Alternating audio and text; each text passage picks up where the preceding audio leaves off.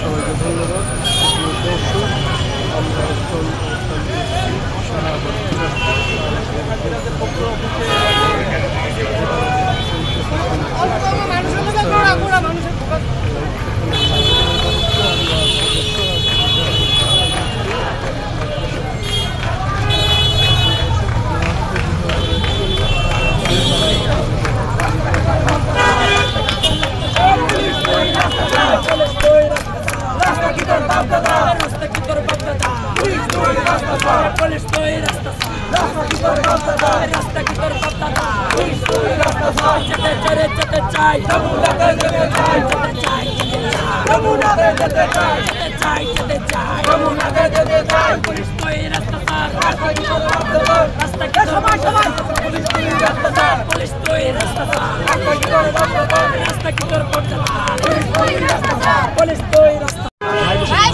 সাল থেকে আমরা বিগত সরকারের আমলে আমরা আমাদের কর্মসংস্থানের দাবিতে আন্দোলন করে আসছি।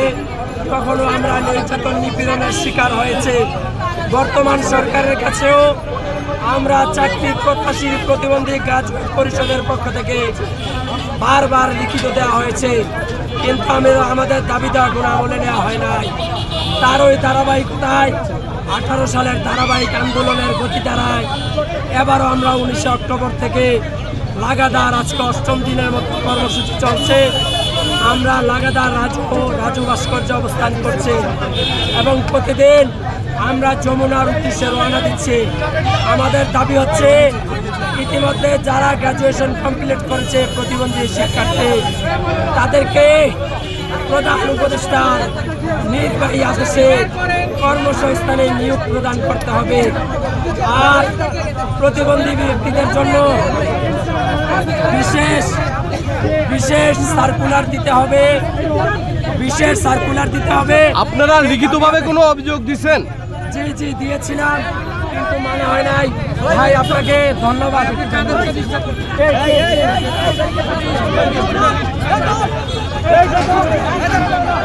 প্রিয় দর্শক, আমরা দেখতেছি ইতিমধ্যে গেট ভাঙিয়া অলরেডি সব গেট ভেঙে দেখা যাচ্ছে পুলিশকে বাধা অপেক্ষা করে তারা চলে যাচ্ছে। প্রিয় দর্শক, আপনারা দেখানোর চেষ্টা করতেছি